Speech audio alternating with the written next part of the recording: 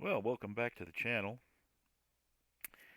As I said in a previous video, when I started researching my family tree, I desired just to have a straight line ancestor tree. I just wanted to know who was my grandfather, who was my great-grandfather, great-great-grandfather, and so on.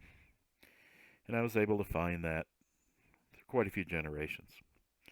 But as I continued to research, I kind of developed an interest in knowing what the siblings of each of my ancestors was doing and who they were. So I began to branch out and look at their brothers and sisters and then who they married and their children, become some level of cousin to myself. And eventually I ended up with a fairly large family tree. Now I maintain my family tree on Ancestry. That is not a requirement, but it's just something I chose to do, and I'll talk about that in a different video, why I use that. But my current tree on Ancestry, as you can see, the summary of people, has 12,371 people in it. I have 4,597 photos, some of which are photos of documents, not photos of people. Many are. Stories, those are typically PDF files or Word files. And records, 3,108. I don't always upload all of my records to Ancestry, and I'll probably talk about that a little bit when I talk about Ancestry. But I use Ancestry to maintain my tree, and it's quite a large tree now, 12,371 people.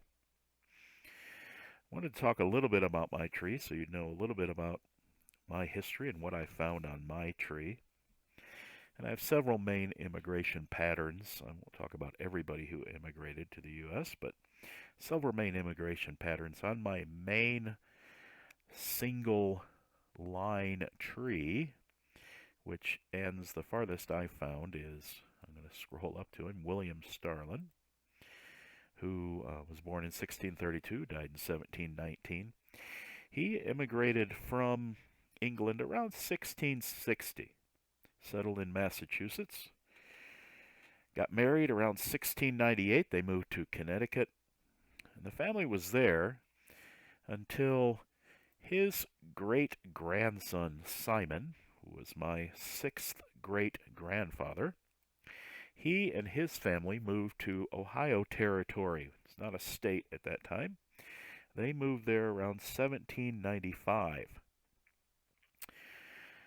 They found when they got there that they were having continual interactions, let's call them that, with Native Americans in the area. You can't really blame the Native Americans because here are these white settlers moving into their land. But they found that these interactions were not always pleasant, and in order to have some semblance of safety, they moved to Vienna, Virginia. It was then Virginia, but now it's West Virginia. But they were there for a few years, except for Marvel, who was the oldest son.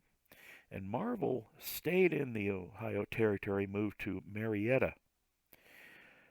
The rest of the family, several years later, in 1800, moved back to that area that Marvel was now living and began to settle in that area.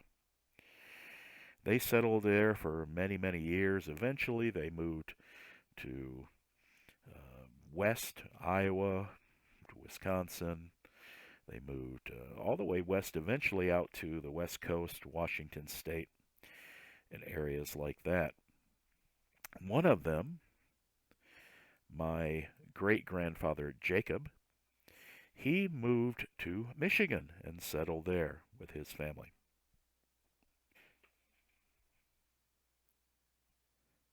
On my paternal grandmother's side, there are two lines. One is the Yagers. My great-great-grandfather Tomo Jager, born in 1860 in the Netherlands, he immigrated to the United States with his family in 1883, settling in Michigan with his 3-month-old daughter, Anna. In 1882, 1802, the year prior, his brother Geert had come over, setting the way for the family. And then in 1885, a couple of years after Tomo came over, Freerk came over in 1885. But Tomo settled in Michigan and eventually, once there, had a daughter named Jenny in 1884. Then in 1886, the rest of his siblings moved over, including his father Lambertus. His mother had passed away and was buried in the Netherlands. So now the entire family had come over and they were settled in the state of Michigan. On the Hoeflaak side, Jan Hoeflaak, born in 1833 in the Netherlands, came over in 1875 with his wife and several young children, including a one-year-old son named Floris. They settled in Michigan in the same general area as the Yager family, and eventually Floris and Jenny met, and they became my great-grandparents. On my mother's side, both parents came from England. John H. Clifton, who was born in 1883 in England, came over to the United States in 1906, approximately, settled in Michigan. The Upper Peninsula, he was a copper miner, and that was a big time period in which many copper miners were coming over from England. The mines there were shutting down, and the mines in the Upper Peninsula of Michigan were doing quite well. So many people immigrated in order to work in the copper mines there in the Upper Peninsula of Michigan, including John H. Clifton, who settled in Michigan 3 years later, got married, and had a family and settled in Michigan. This is interesting because he is the oldest generation person that I have a picture with. For example, here is the picture. I have myself, my mother, my grandfather, and my great-grandfather. So that's him. On the other side of that tree was the Williams family. Richard Williams, born 1839 in England, came over to the U.S. about 1857, 18 years of old. He was also a copper miner who settled in the Upper Peninsula of Michigan. Got married, started a family. He had a son named Charles Williams. Charles got married, had a daughter named Lorena Williams. And Lorena Williams met a young man named William Henry Kenneth Clifton, we called Kenneth. He was the son of the Clifton that came over on the other side, and they eventually met and became my grandparents. So that's a little bit of history from my tree. Thought you might be interested in knowing a little bit about more about my tree. So many of my relatives came over from England, although several lines came over from the Netherlands. So I'm a combination mostly of English and Dutch. So just a little bit about my tree. Thought you might have an interest in that. I'd love to hear about your tree. If you want to share something in the comments about it, or if you have a link to a video about your tree or have anything of interest in your tree, I'd sure like to hear about it.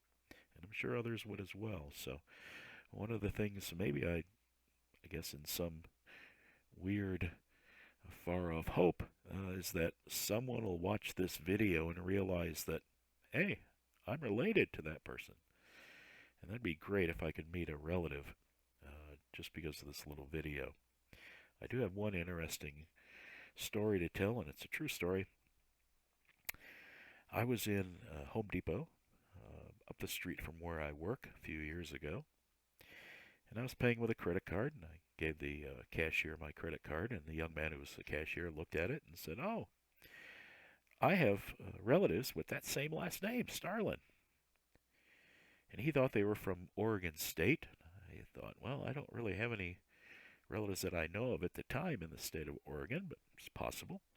Then he said, no, not Oregon, they're from Michigan. And I said, oh, well, most of my relatives are from Michigan. And he started naming off. He goes, well, my grandmother's name and her sister and her sister and her brother. And I listened for a second, and then I began to name off the same names that he was naming. And it turns out that his grandmother was my aunt, my dad's sister. And he knew all of the sisters and siblings of his grandmother, including my father. But I don't know that we'd ever met, or if we did, we didn't remember each other. But that's just an amazing story of how you can find someone who's related to you in the strangest places. Just buying something at Home Depot in California when we're not from anywhere near that originally. All of our relatives are from out of the area. So just thought I'd pass that along. That's a little fun story that happened to me just recently. Well, thanks for watching the video. Hope you enjoyed it. Learned a little bit more about my family history. I'd like to hear about yours. You have a great day, and good luck finding your relatives.